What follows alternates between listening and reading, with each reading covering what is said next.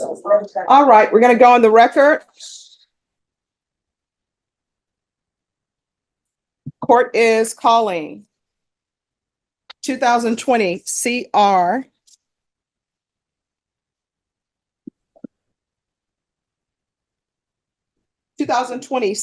9880, 9881, 9882, 9883, 9884, 9885, 9886, 9888, 9889, 9890, 9891, 9892. State of Texas versus Joshua Patillo. Can I have parties announced for the record for the state? Daniel Escobar for the state of Texas. Defense. Kathy Compton for Mr. Patillo. All right, if you'll come down, please, sir. And are you Mr. Patel? Yes, ma'am. All right, you entered a plea in several of the cause numbers. And you entered a plea of no contest, and you entered a plea of true to the enhancements. And each of the cause numbers that you pled to, the judge found that there was sufficient evidence to find you guilty, and the judge found the enhancement true.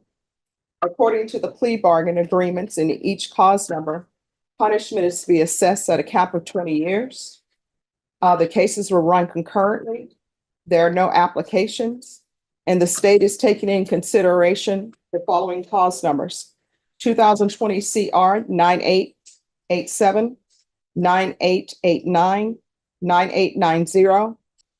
And there's to be restitution, if any, to the complainants and no contact with the complainants. Did everyone have a chance to review the PSI report, state? Yes, Judge. Defense? Yes, Your Honor. Any objections to the PSI report, state? No, Your Honor. Defense? No objection, although I would like the court to note that there was an Just 1 second, I'm sorry. Everyone, y'all need to whisper like you are spies, and if you are heard, there will be deadly consequences for you and your client. All right, you may continue.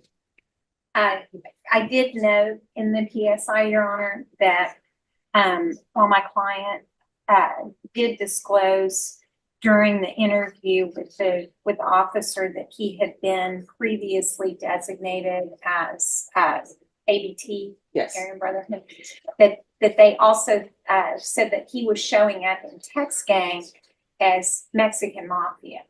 I believe what the confusion is that his father actually, I believe, at some point was designated Mexican Mafia, but my client never has. All right, and what is his father's name? My dad's name, Charles Mike, Patillo. All right. So it just seemed very odd that he was designated as two things that you normally would not see. As Yes. being I don't think those are co-gang memberships. I Neither side. wondered about that. Yeah, I don't think those are two flavors that mix in the TDC system. So that, other than that, Your Honor, I didn't have any objection, and I don't have any objection to the PSI. All right, and the court received a supplemental report. I have not reviewed the supplemental report because I wanted to make sure that both parties had received the supplemental. I have not seen Yeah, a I haven't. supplemental. All right. It appears to just be one page. As I said, I haven't read it. It was just in the file that was submitted to me with the PSI report. And it's, if you all can review that, and if you have any objections to the court review on that, let me know. All right. State, do you have any witnesses? No, Your Honor. Defense, do you have any witnesses? Yes, Your Honor.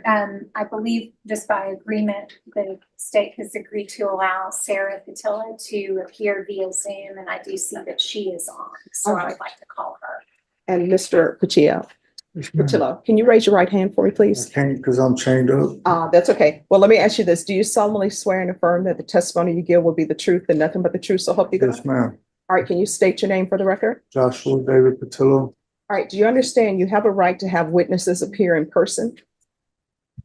You need to answer. Yes, ma'am. All right, do you have any objections to Sarah Patillo appearing by Zoom? No, ma'am. And state, do you have any objections? No, Your Honor. In defense, do you have any objections? No, Your Honor. All right, Ms. Patillo, if you could raise your right hand for me, please. Do you solemnly Yes, swear and affirm the testimony you give will be the truth and nothing but the truth, so help you God? Yes, Your Honor. All right, you can lower your hand. Just make sure you keep your voice up so that the court reporter can hear. If you speak your name for the record. Sarah Patillo. All right, defense. Thank you. Sarah, can you let the judge know, how was it when, Joshua was living with you previously? And, what did you do about the situation when he wasn't doing what he needed to do? How's it going, man? Yeah, how are you? Yes, ma'am. Thank you. Well, when Joshua was living with me and my mother, we did go through a time when I felt that he could have been doing better. And so I did contact his parole officer at the time to just let him know that we wanted to make sure that Joshua was doing what he was supposed to, because his success is very important to our family and seeing him succeed. And so, Well, let me stop you and ask you this. If Joshua were able to parole, are you willing to have him parole to your home? yes, ma'am. And if he were to parole, would you have any issue contacting his parole officer again if he was not doing what he needed to do to be successful on parole? No. Absolutely not. So are these conversations that you've had with him as far as what your expectations would be if he were to have another opportunity to come and live with you? Yes, ma'am. My brother knows that if he did have the opportunity to come and live with me, that he would definitely have to abide by all the rules and stated for whatever he's been given. And let me ask you, who lives with you in your home now? My 6-year-old daughter, Amaya Joy Patillo. And your mother has passed away during the time that your brother's been in custody, is that correct? Yes, ma'am. She passed May 14th, 2023. And how do you believe that affected your brother as far as his outlook on his future?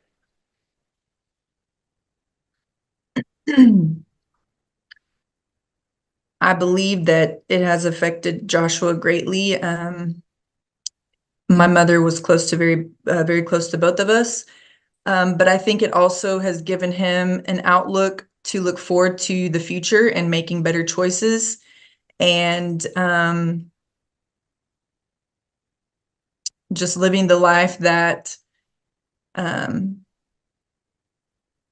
he knows God's calling him to. And have you seen, you are aware of Joshua's medical diagnoses, is that correct? Yes, ma'am. And you have dealt with his mental health challenges over the years, is that correct as well? Yes, ma'am. And do you see a difference in him that is significant or not since he's been regulated on his medications here? I do. I have seen a change. What differences do you see? I have seen less aggression, and I've seen Joshua progress in his ability to, I think, just handle, this whole situation better than maybe he could before. And you know that the judge has up to a number of 20 years to sentence Joshua for the cases that we're here on. Why is it that you believe the judge should consider something lower end of that range rather than the 20 years?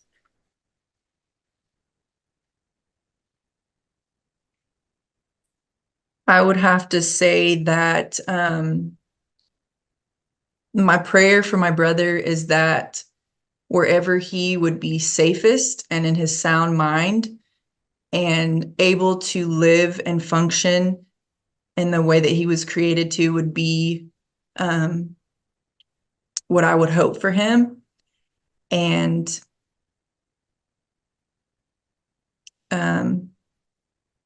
mercy, you know, sometimes isn't deserved, but is given. And I just believe that whatever's best for Joshua will happen. And are you aware generally that he was arrested for some pretty serious charges and that affected other people that were just minding their own business, trying to work honest jobs? You're not trying to minimize that to the court, are you? You understand how serious what he did was, don't you? Yes, ma'am, I understand. And do you believe that his ability to be an advocate for himself with regard to his own medications and to be compliant with those medications, is there anything different that you see in him over the last couple of years versus when you were dealing with him in your home before? Yes, ma'am. Joshua has verbalized to me that he has been functioning better on his medication, and I believe he himself has seen the positive change in himself, and I would hope that he would want to continue that. I'll pass the witness, Judge. All right, State? Nothing to say. And I believe that my client would like to. All right, I have one question if there are no objections. Certainly. All right, so Ms. Patillo, thank you so much for coming. I noticed that in the PSI report that he had a difficult childhood. You had a difficult childhood as well. Why do you think that you turned out different as opposed to your brother? Thank you, Your Honor. Honestly, I too have struggled in many ways, just like my brother.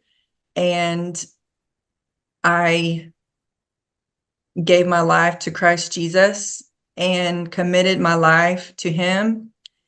And since doing that, I have been able to make choices to be a mother and a successful citizen. And I just made a choice, Your Honor, that I didn't want to live that way anymore.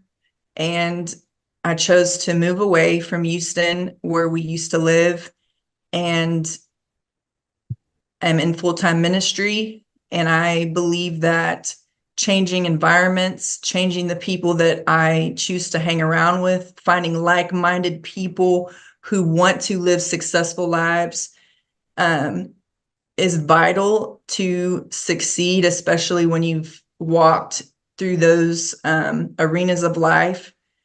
And I really can just say that my choice to follow Christ has been the ultimate path to my success. All right, thank you so much. Any other questions? No, Your Honor. All right. All right, any other witnesses? Just my client, Your Honor. All right, you've already been placed under oath. You're still under oath. You may proceed. So John, you heard what your sister said, that the biggest difference for her was changing her life in a profoundly significant way. Yes, ma'am. Tell the judge how you believe that you've also had a real change in the way that you view yourself and the way that you view what you would want for your future. Well, Your Honor, I have also dedicated my life to Christ. I've been taking my medicine ever since you had got it court ordered. I'm learning how to deal with certain situations instead of being aggressive and like doing the things that are wrong. Ma'am, I have also followed my sister's steps, and I look forward to doing ministry with her. It's been a hard road for me, losing my mom last year.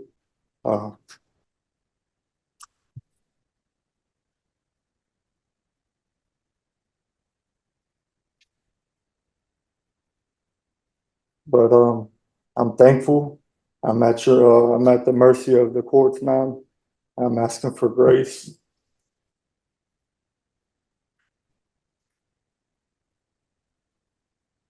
Excuse me for, No. I love my sister.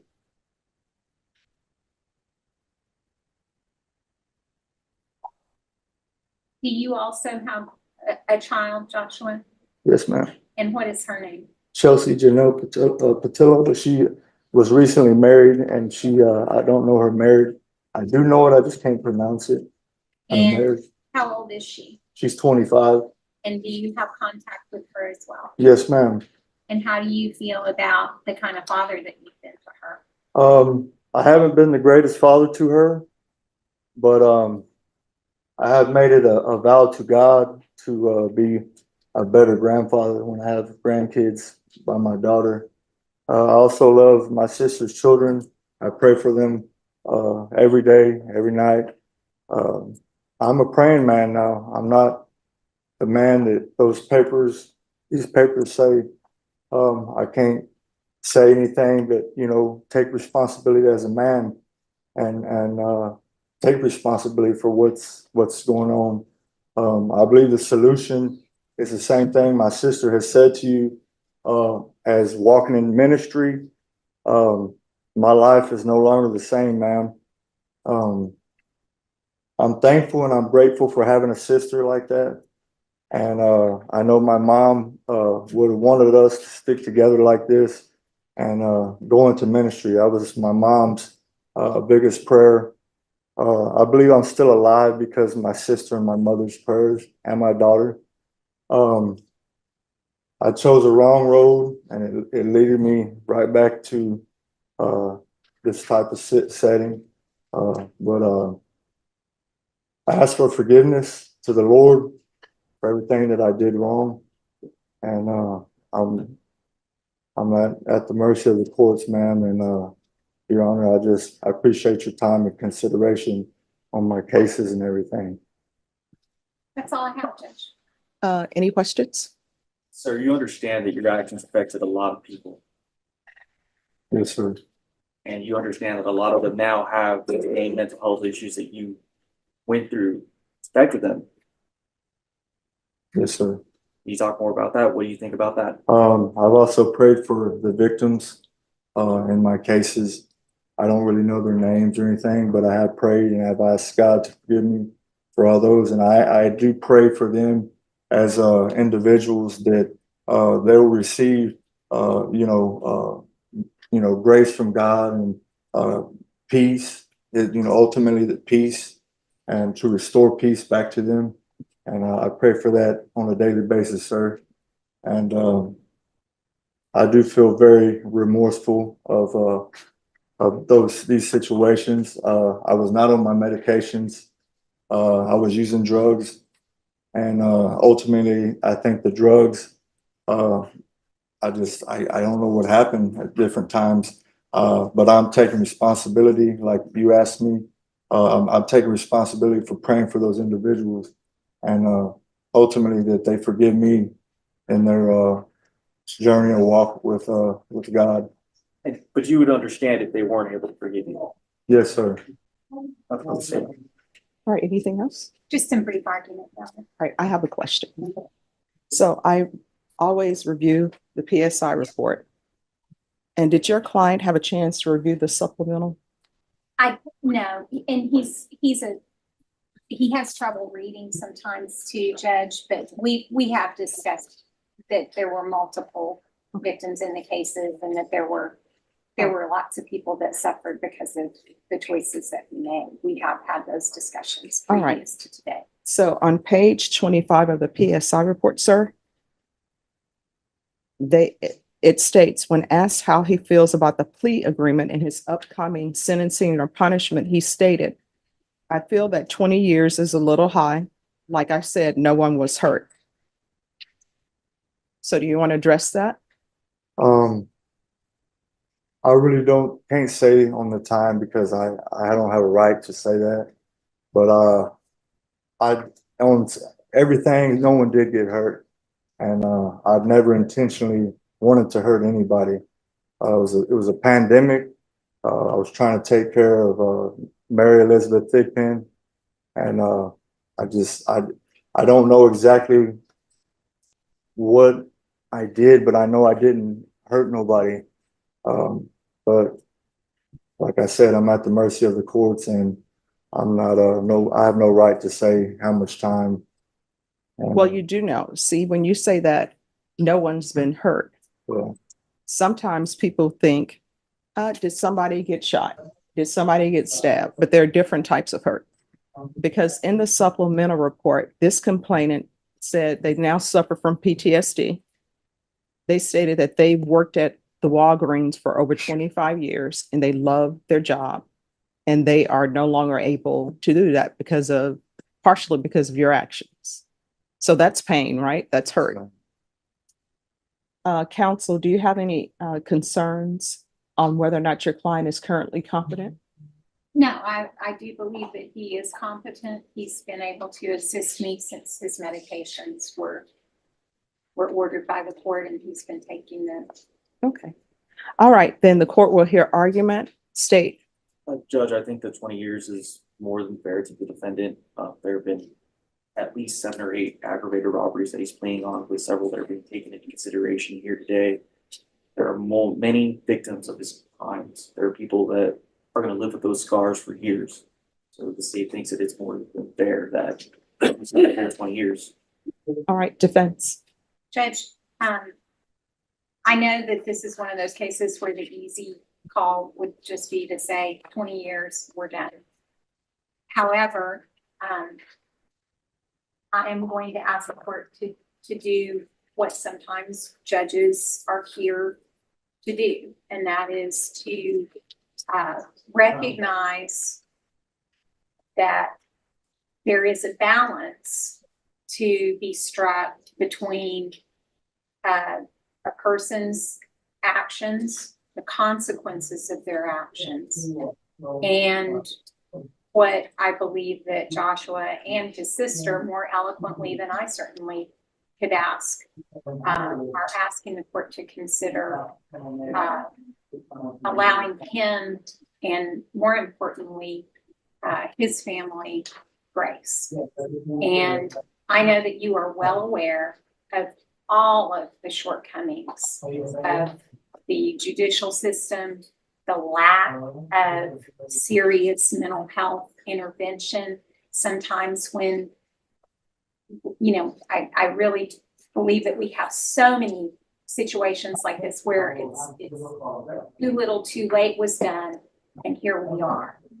I do believe, and I hope that you can see, I certainly do, in his sister and in Joshua, because I've been dealing with him for a long time.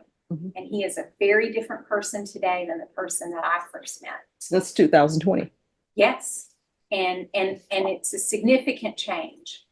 I do believe that if he were given an opportunity, and he understands he's got to take responsibility, and he does understand that he is going to prison.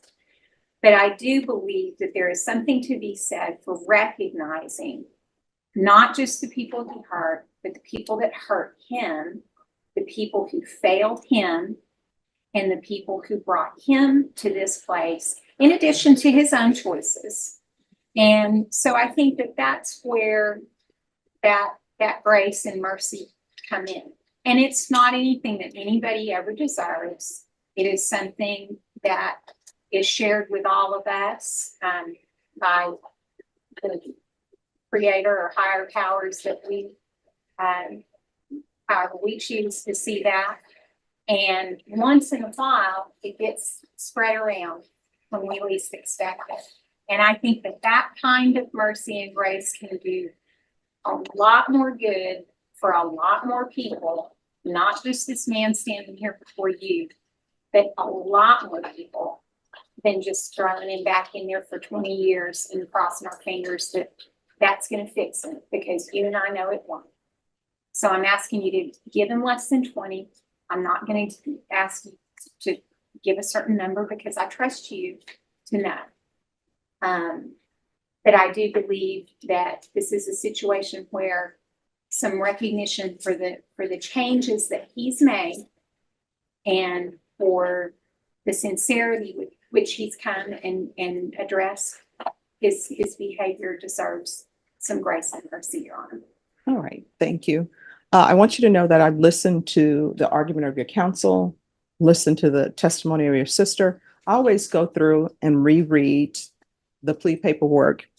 I always read the PSI report with a fine-tooth comb. And what I want to tell you is I understand that people have mental health issues. I understand that many times there's a lack of services for people who have mental health issues.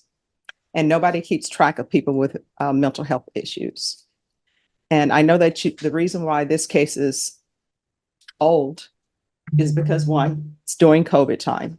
Two, you've been to the state hospital because previously you were declared incompetent and it took a while for you to regain competency. But this is part of my job, is to make sure that the community is protected, right? So I have to balance things. I've been a defense attorney, I've been a prosecutor, and I tell you that to let you know I truly do see both sides, right? I've represented people who have had the charges that you've had, made the argument that your counsel has made, and your counsel has done a very good job for you. But in looking at your history, you've been to prison before for aggravated robbery. And I know from my experience in being a defense attorney that when you're on parole, and this is no knock on parole, but parole sometimes is easier than being on probation. But I do know when you're on parole, they do address any mental health issues you have. They give you case managers. Your sister testified that she called, your parole officer saying, I don't think his medications are correct. So the aggravated robbery that you were paroled on tells me that you knew how to obtain services, right? And sometimes when people are in the throes of a mental health crisis, everything goes out the window as far as where do I go? But then by the same token, you stated, the reason why I committed these aggravated robberies was because I was trying to help the co-defendant. And that's just not the way to go about things. And I understand that any time that people spend in prison, any time that people spend in the Bexar County Jail, even if it's 1 day, 1 hour, that's a lot of time. But in these cases, the court is going to sentence you to the 20 years in each of the cases.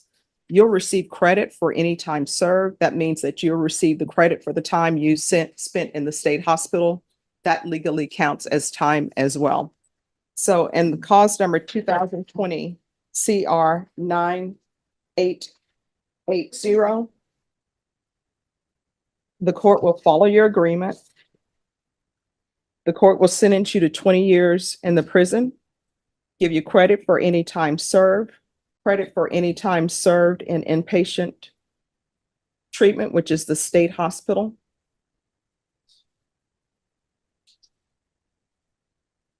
And legally, you're entitled to all of that credit. Counsel, if there's an issue with the credit and you feel it's not the right number, just let the court know and we'll make sure it's corrected. I will, Your Honor. Thank you.